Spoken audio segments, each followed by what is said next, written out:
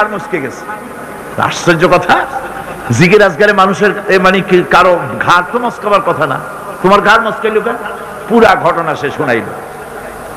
আচ্ছা তা তুমি কিছু করলা না? কয় হুজুর আপনি তো নিষেধ করেছেন দংশন করতে। পীর সাহেব বলছেন, বেটা বেকুব, আমি তোমার দংশন করতে নিষেধ করেছি, ফস করতে তো নিষেধ করি নাই।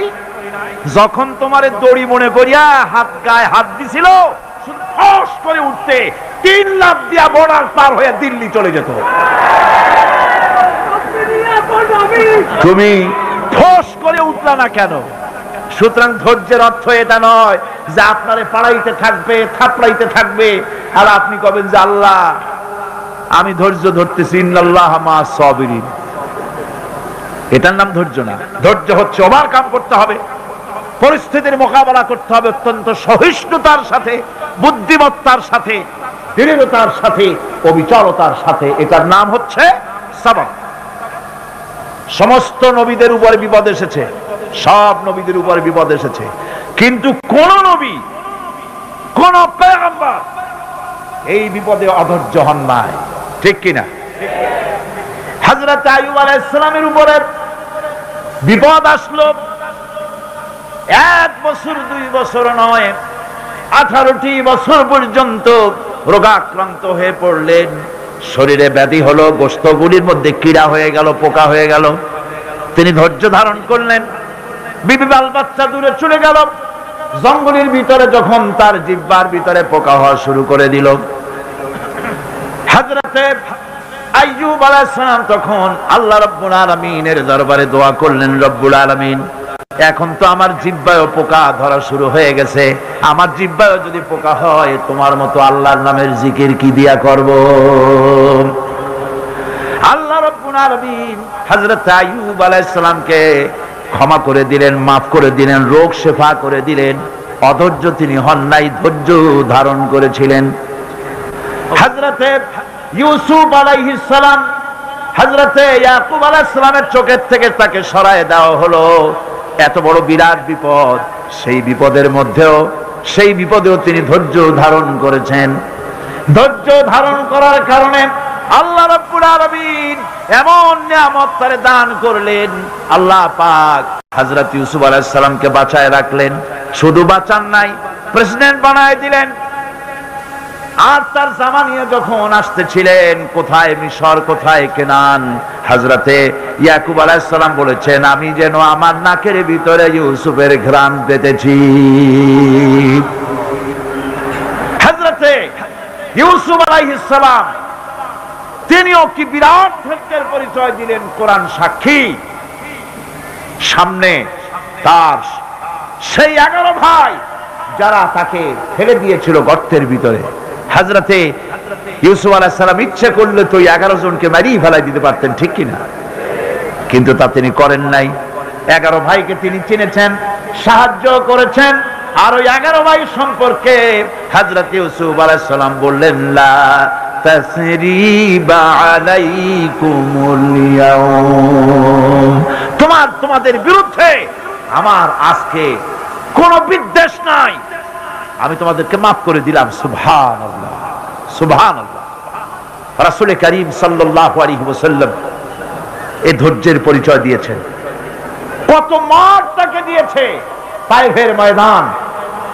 যারা তায়েফে গেছেন তারা দেখেছেন, সরু রাস্তা, 2 দিকে পাহাড়, এই 2 দিক থেকে যুবকেরা পাথর নিক্ষেপ করছে, আর তিনি পড়ে যাচ্ছেন। আবার কাফেরেরা জবরদস্তি করে হাঁটাচ্ছে, আবার পাথর মারতেছে, আবার বেহুশ হচ্ছেন। 3 বার বেহুশ হয়ে পড়েছিলেন। ফেরেশতা বলেছে, হে আল্লাহর নবী, আমাদেরকে অনুমতি দেন, আমাদেরকে হুকুম করে দেন, আমরা এই পাহাড়গুলি দিয়া চাপা দিয়া কাফের গুলিকে শেষ করে দেই।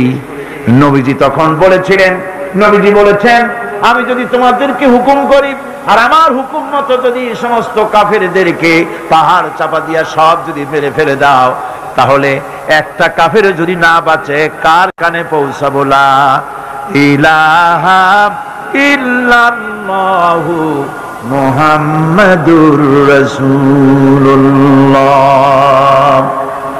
নবীজি গায়ের রক্ত মুছে দুইখানা হাত আল্লাহর দরবারে তুললেন আর দোয়া করলেন, আয় আল্লাহ রব্বুল আলামিন, এই কাফির বেঈমানের আমারে চেনে নাই, বোঝে নাই, আমি যে তোমার নবী ওরা তা বুঝতে পারে নাই, না জেনে না বুঝে আমার উপরে যে অত্যাচার করলো, আয় আল্লাহ তুমি যেন রাগ করে এই কাফেরদের পরে তুমি যেন গজব নাজিল করো না। ধৈর্যের চূড়ান্ত নমুনা দেখিয়েছেন বিশ্বনবী মুহাম্মদ রাসূলুল্লাহ সাল্লাল্লাহু আলাইহি ওয়াসাল্লাম। উহুদের বুখারী শরীফের কিতাবুল মাগাজির মধ্যে আছে, উহুদে চতুর্দিক থেকে রাসূল করিম সাল্লাল্লাহু আলাইহি ওয়াসাল্লামকে ঘেরাও করা হয়েছে। হুজুরকে পাহারা দিতে দাঁড়িয়েছেন সাহাবায়ে কেরাম, বুক দিয়ে রাসূলের দিকে ফেরা, পিঠ পিছনে ফেরানো আছে। কাফেররা তীর নিক্ষেপ করছে, এই তীরগুলি এসে হুজুরের সাহাবীদের পিঠের মধ্যে ঢুকছে। হাদিস শরীফের ভিতরে এসেছে রাসূলকে হেফাজত করার জন্য যত তীর মারা হলো, সাহাবীরা তীরগুলি পিঠে ধারণ করলেন। একা হযরত তালহার পিঠে ৮০টা তীর প্রবেশ করেছিল। রাসূলুল্লাহর দান্দার মোবারক শহীদ হয়ে গেল, হুজুর পড়ে গেলেন। হযরতে ফাতেমা রাদিয়াল্লাহু তাআলা আনহা ছুটে এসে হুজুরের রক্ত বন্ধ করার জন্য চেষ্টা চালাতে লাগলেন, রক্ত বন্ধ হয় না। হযরতে আবু উবাইদা রাদিয়াল্লাহু তাআলা আনহু হুজুরের মস্তকের ভিতর থেকে লোহার কড়া দাঁত দিয়া কামড়াইয়া বহু কষ্ট করে উঠালেন। কপাল দিয়া রক্ত পড়ে, মুখ দিয়া রক্ত পড়ে, দুই হাত দিয়া রাসূল চেহারা বুঝে এনে হাতে দেখেন রক্ত। আল্লাহর নবী বলেন, এই জাতির কল্যাণ কি করে হবে যেই জাতি তার নবীর চেহারা রক্ত দিয়া লাল বানাইয়া দিল।